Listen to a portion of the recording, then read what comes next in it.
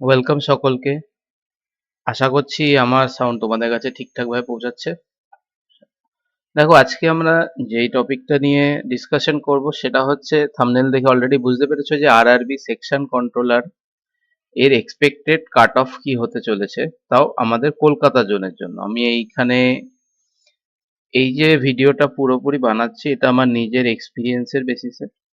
কারণ এই এক্সামটা আমিও দিয়েছি। এবার সেই বেসিসে আমি তোমাদের বলছি যে কিরকম কি কাট অফ যেতে পারে। দেখো, এই এক্সামটা এমনি তো লেভেল 6 এর এক্সাম। ক্যান্ডিডেট মানে যতটা এনটিপিসি তে অ্যাপিয়ার করেছিল ততজন এখানে অ্যাপিয়ার করেনি। তো সুতরাং অত ডেটা পাওয়া যাবে না। আমি এখানে ডেটা হিসাবে যেটাকে ইউজ করেছি সেটা হচ্ছে র্যাঙ্ক মিত্র 50,000-এর ডেটা ইউজ করেছি। সেখান থেকে ওভারঅল ভিউ নেব, দেন আমরা যাব তোমার কাট অফে।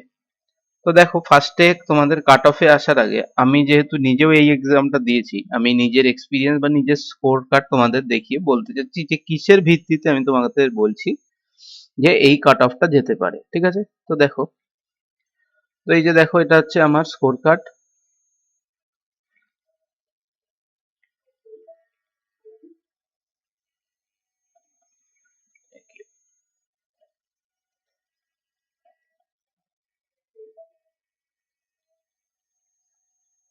দেখো, স্কোর কার্ড, এই যে আমার এক্সাম ছিল 12/2/2026, টিসিএস গীতবিতান, মোটামুটি সবাই চেনো। আর আমার স্কোর হচ্ছে 94.68। ঠিক আছে, মানে আমি টোটাল 100টা অ্যাটেম্প করেছিলাম, কিন্তু তার মধ্যে 4টে ভুল হয়ে গেছে। যাই হোক, তো এবার দেখো, আমি আমার এটা অ্যাপ্লাই ছিল দেখো কলকাতা জোন থেকে। এখানে স্টেট দেখছো কলকাতা, আর আমার জোনও হচ্ছে কলকাতা। তো এবার যে তোমার র্যাঙ্ক আইকিউতে যেটা আছে, তোমার র্যাঙ্ক আইকিউতে এখনো অবধি, র্যাঙ্ক আইকিউ না সরি, র্যাঙ্ক মিত্রতে তোমার এখনো অবধি 51,573 জনের টোটাল সাবমিট করেছে। তার মধ্যে দেখো ওভারঅল র্যাঙ্ক আমার এখন দেখাচ্ছে যে 804। এবার শিফট র্যাঙ্কিং 212, ক্যাটাগরি র্যাঙ্কিং 296। এবার আসি যেটা জোনাল র্যাঙ্কিং, কারণ জানো রেলওয়েতে জোনাল র্যাঙ্কিং হিসাবেই হবে। জোনাল র্যাঙ্কিং আমার 103। ঠিক আছে, আউট অফ 4110। আর শিফট র্যাঙ্ক এগুলো অতটা ইম্পর্টেন্ট না। দেখো, আমার শিফটের অ্যাভারেজ মার্ক হচ্ছে 66, ক্যাটাগরি অ্যাভারেজ 70। এগুলো অতটা, দেখো কিছু তো বাড়বে সেটা আশা করা যায়। এবার কিছু যদি কোশ্চেন ভুলও বেরোয় সেখান দিয়েও সম্ভাবনা আছে। এবার আমি দেখো এখানে এটা 51,000 ডেটার তোমার মার্কস আমি দেখছি। দেখো, টোটাল 100 100 পাওয়া স্টুডেন্ট হচ্ছে 20 জন। এখনো ডেটা হয়তো বাড়তেও পারে। 95 থেকে 100-র মধ্যে আছে তোমার 793 জন।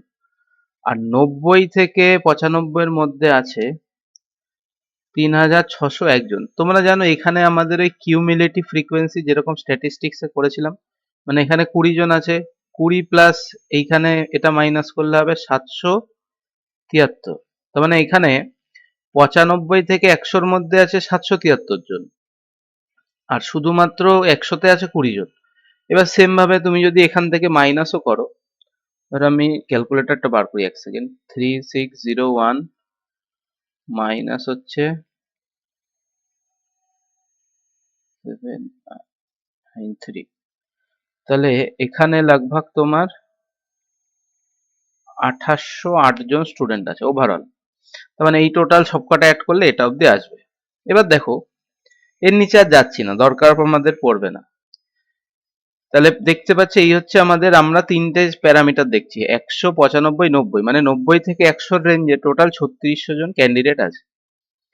এবার দেখো, আমি এখানে জোনাল ওয়াইজ ভ্যাকেন্সি নিয়ে আলোচনা করব। জোনাল ওয়াইজ ভ্যাকেন্সি দেখো, ওভারঅল ভ্যাকেন্সি কত? ওভারঅল ভ্যাকেন্সি হচ্ছে 368টা। কারণ আমরা জানি এর সিবিটি2 নেই, কিন্তু সাইকো টেস্ট আছে।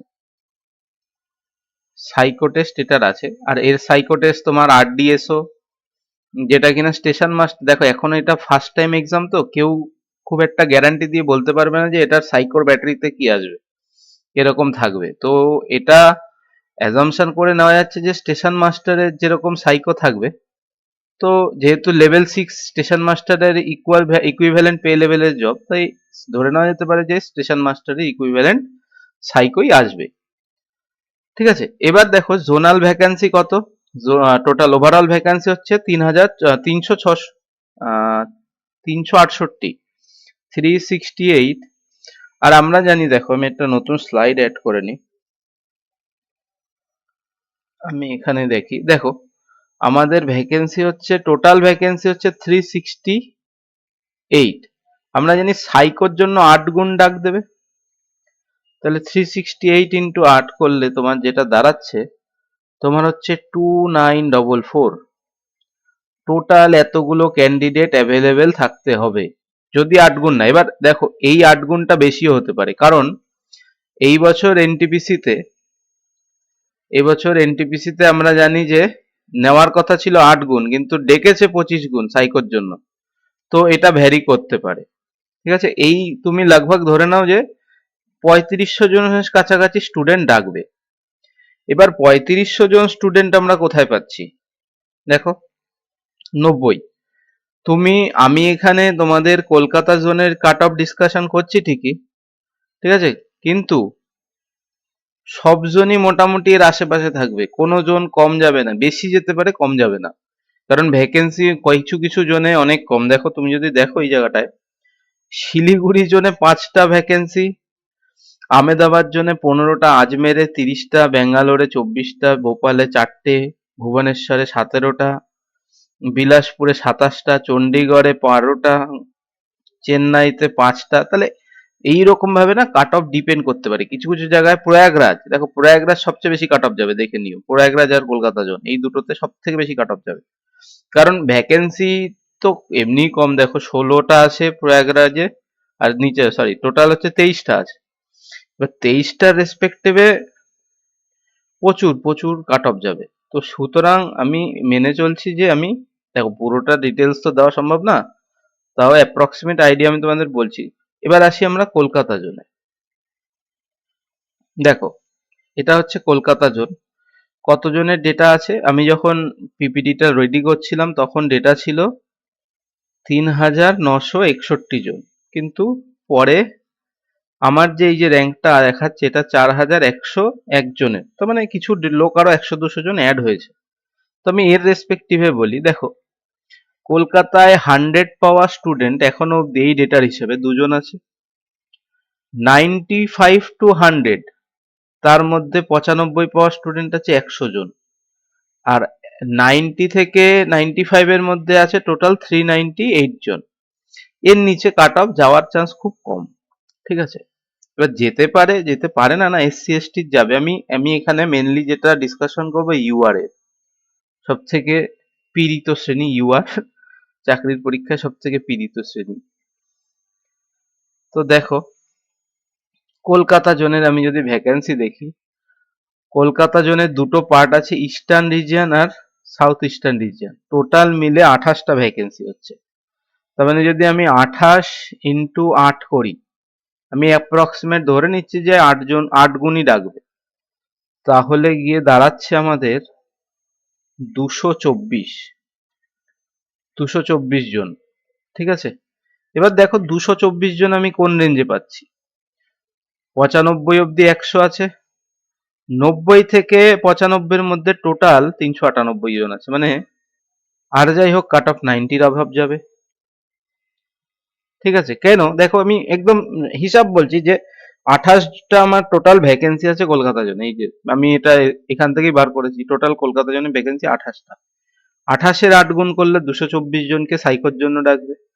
224 জনকে যদি সাইকোর জন্য ডাকে, তারা অ্যাভব 90 মার্কস থাকতেই হবে। দেখো 398, আর আমার যেটা তুমি মার্ক দেখলে কত, আমার র্যাঙ্ক দেখি, দেখো এই যে আমার র্যাঙ্ক কত দেখাচ্ছে, 103। তার মানে 103 আমার র্যাঙ্ক কখন দেখাচ্ছে, যখন 94.68 পেয়েছি। এবার কেউ যদি 91 পায়, তার র্যাঙ্ক 300-র কাছাকাছি চলে যাবে। তাহলে এবার যদি আমি এখানে কাট অফ তোমার ডিসকাশন করি, ইউআর এর কাট অফ, ইউআর এর কাট অফ 90 to 92, এই রেঞ্জে থাকতে পারে, 90 থেকে 92 এর রেঞ্জে এই কাট অফটা থাকতে পারে। এসসির কাট অফ 88 টু 90 এরকম রেঞ্জেই থাকবে, 2 নাম্বার কম বেশি থাকবে। ওবিসির কাট অফ তোমার থাকবে 87 এরকম কিছু। আর এসটির কাট অফ দেখো, এটার সম্পর্কে আমার কোনো না খুব একটা আইডিয়া নেই।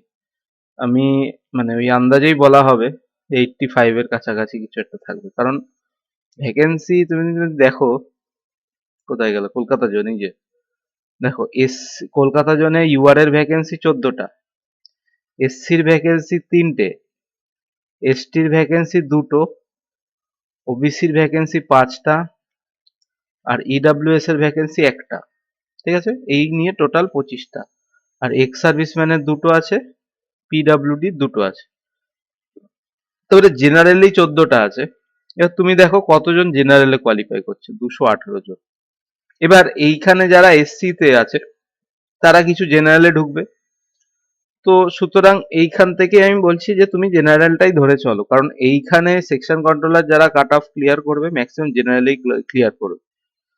ঠিক আছে, তো এই হচ্ছে তোমাদের কাট অফ যেতে পারে কলকাতা জোনের জন্য এক্সপেক্টেড কাট অফ 90 থেকে 92। এবার যদি বলো যে শিওর শট, দেখো শিওর শট যা 98 থেকে কাছাকাছি আছে, যাদের 98 আছে শিওর, তারা শিওর চাকরি পাবে। ঠিক আছে, কেন আমি ডেটা হিসেবে দেখছি, দেখো এই যে 98-এ থাকা মানে ওই 30-40-এর রেঞ্জে চলে আসবে, 30-40-এর রেঞ্জ। এবার আমি কনসিডার করছি, দেখো এখানে অনেকগুলো ফ্যাক্টর যদিও কাজ করে, ফ্যাক্টর হচ্ছে একটা হচ্ছে মেডিকেল, A2 মেডিকেল লাগবে। ঠিক আছে, এবার আরো ফ্যাক্টর হচ্ছে NTPC, NTPC graduate under graduate. আচ্ছা, থার্ড হচ্ছে সিজিএল ফ্যাক্টর কাজ করছে এখানে, কারণ এই দেখো এনটিপিসি, সিজিএল আর সেকশন কন্ট্রোলার এদের তিনজনের না তুমি যদি ভালো করে দেখো কমন স্টুডেন্ট আছে, যেমন আমি এই তিনটাতেই কমন কমন স্টুডেন্ট। তো যে দেখো এই সেকশন কন্ট্রোলারের জব প্রোফাইল ভীষণ টাফ, জব প্রোফাইল ভীষণ হার্ড। ঠিক আছে, তো কেন, এবার দেখো যারা উম, যাদের হাতে কিছু নেই সে তখন হার্ড আর সফট দেখবে না, সে ঢুকে যাবে। কিন্তু যার হাতে অপশন রয়েছে সে সিজিএল এ চলে যাবে অথবা এনটিপিসি তে শিফট করে যাবে। সেকশন কন্ট্রোলার একদম সবার লাস্ট অপশনে রয়েছে। তো এই জায়গায় তুমি ধরতে পারো যে এই লগভগ 95 এর কাছাকাছি যদি থাকো, 90 থেকে 95 এই রেঞ্জে থাকো, তাহলে 95 থেকে 98 এই রেঞ্জে যদি থাকো তাহলে শিওর হয়ে যাওয়ার একটা চান্স আছে। ঠিক আছে, তোমরা সাইকোর জন্য এখন ভালো করে পড়ো, সাইকোর জন্য পড়ো। সাইকোর জন্য পড়ার প্ল্যাটফর্ম যদি জানতে চাও সেটাও বলে দিচ্ছি, সেটা হচ্ছে আনলিমিটেড এডুকেশন। আনলিমিটেড এডুকেশন কোনো প্রমোশন কিছু না। দেখো আমি এনটিপিসির সময় স্টেশন মাস্টারের জন্য দেখেছিলাম, তো সেই জন্যই আমি বলছি যে আনলিমিটেড এডুকেশন এখান থেকে পড়তে পারো। ঠিক আছে, আর রইলো বাকি কাট অফ এক্সপেক্টেড এইটা। তো আই হোপ তোমাদের মনে হয়েছে ইনফরমেটিভ। দেখো এখানে একদম ডেটা দিয়েই বলছি। এবার যদি আরআরবি দেখো, এখানে অনেক একটা ফ্যাক্টর, এখনো লার্জ একটা ফ্যাক্টর কাজ করছে, সেটা কি জানো তো, সেটা হচ্ছে রং কোশ্চেন। রং কোশ্চেন, কারণ এই জিনিসটা ভাই যা কাঁদাবে রং কোশ্চেন, এ তুমি যেটা দেখছো ঠিক পরে দেখা গেল অ্যান্সারে ভুল এসছে। ঠিক আছে, তো এই জায়গাটার থেকে কেউ মানে এখনো তুমি যেটা নাম্বার দেখে ভাবছো যে এই নাম্বারটা হতে পারে, কিন্তু অ্যাকচুয়াল যখন রেজাল্ট দেবে তখন কিন্তু অনেক কিছু ভ্যারি করতে পারে। সুতরাং সেটার জন্য রেডি থেকো, সারপ্রাইজড হও না। নাম্বার বাড়তেও পারে, নাম্বার কমতেও পারে। তো আজকের মতন এখানেই শেষ করছি। দেখা হবে আবার অন্য টপিক নিয়ে, একটা ইম্পর্টেন্ট টপিক নিয়ে তোমাদের সাথে আসবো এরপরে। Thank you.